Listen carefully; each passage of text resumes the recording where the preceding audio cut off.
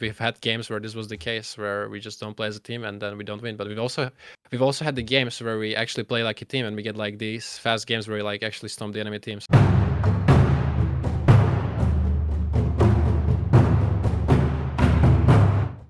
Hi everyone, it's Tom reporting from the LEC Spring Split 2022, and with me here is Neon, the bot laner of Misfits, who just won their game against SK Gaming and closed out the first half of the Spring Split with a 5-4 record. But if I'm honest, Neon, in that early game, I wasn't so sure if you guys were gonna end it with a positive win rate, because that was quite rough. I wouldn't really say so. Like the thing is, we have Diana, they have Volibear, so it's like almost impossible for like early game to go even. Like you have to be really bad if you like go even against Diana, you know?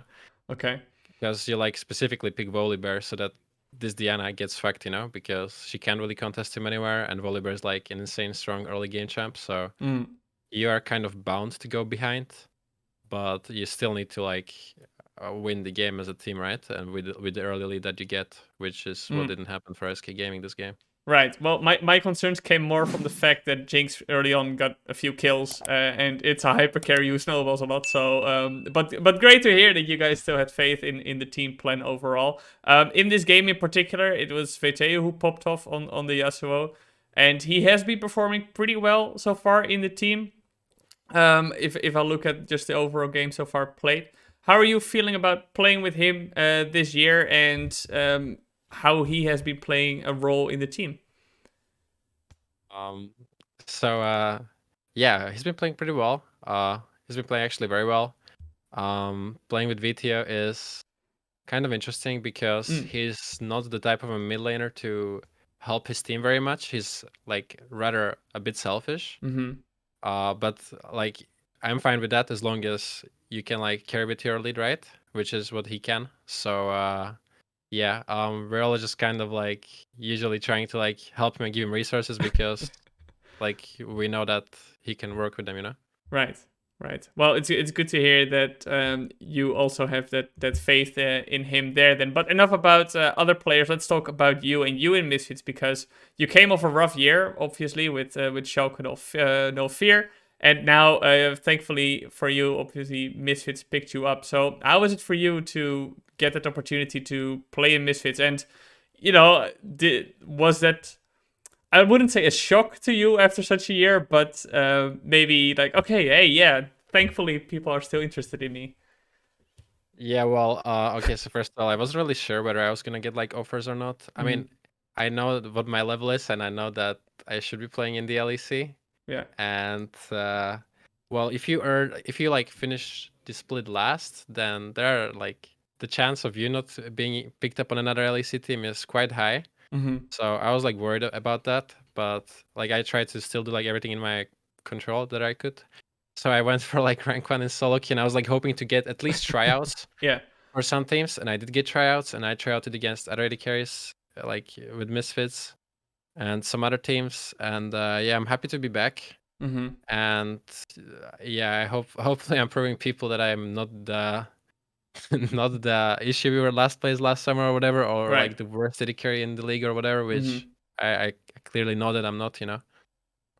Right. Well, it's important to have that confidence in yourself as well. But glad that at least grinding for rank 1 had some results as well in solo queue, because that is quite a commitment as well. If I look at Misfits as a team, and what your role is kind of as an experienced player in the team, you are the most experienced player in a team, which maybe sounds pretty strange, because I don't think people would naturally attribute that role to you in a team, but you are. So how is it to be that veteran in Misfits? I mean, it's quite funny because I kind of didn't realize it myself at the start as well, but I have like only younger players, and most of them are around for like not that long. So I guess I am like the most experienced, but I'm actually surprised because even though like I'm most experienced, like I still have players with like so much knowledge for their time. So I'm like positively surprised, you know, for like my teammates and how much knowledge they actually have and how good they are, you know. So Right.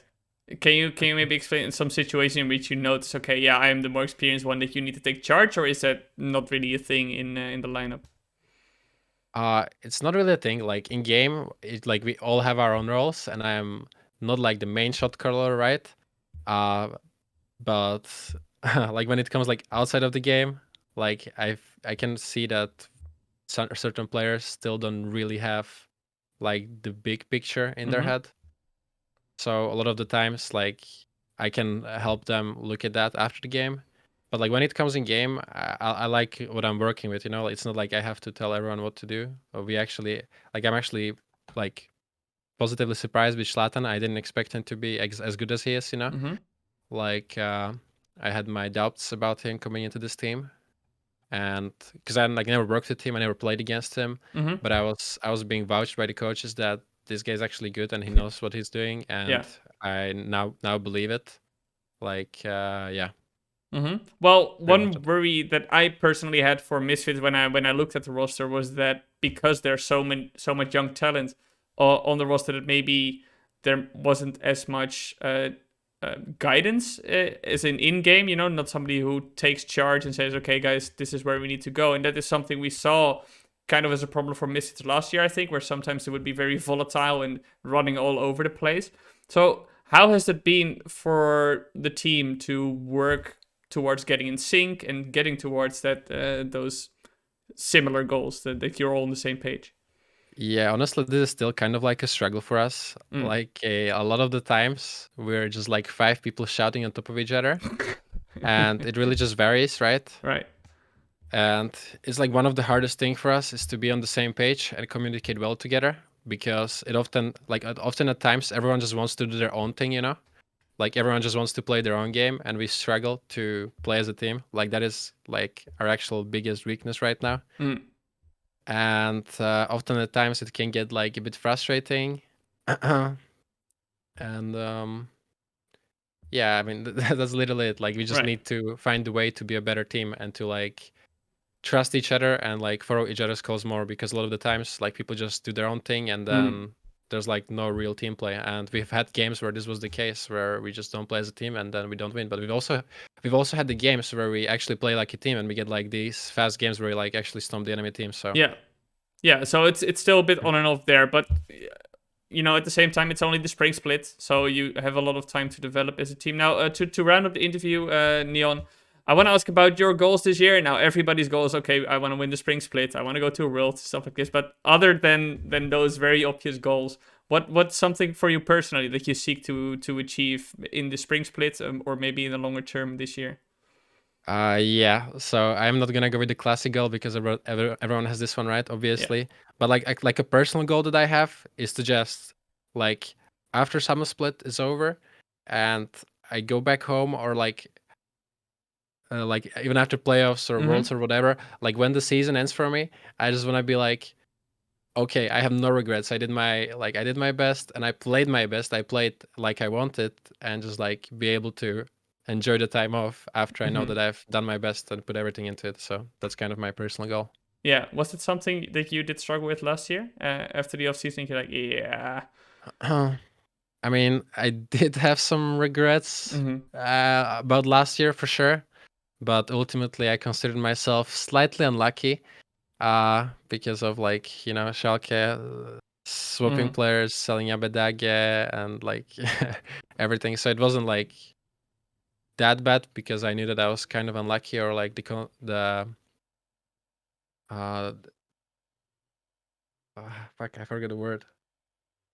Like everything around me just like Right. everything just fell apart, you know? And there were like a lot of Right. things that were outside of my control, so Okay. Well, hopefully for you this year, you're going to be able to look back at the year without regrets. It's looking good for you so far, but thank you very much for joining Neon, and thank you very much for watching. If you like this content, don't forget to like and subscribe, and stay tuned for more content.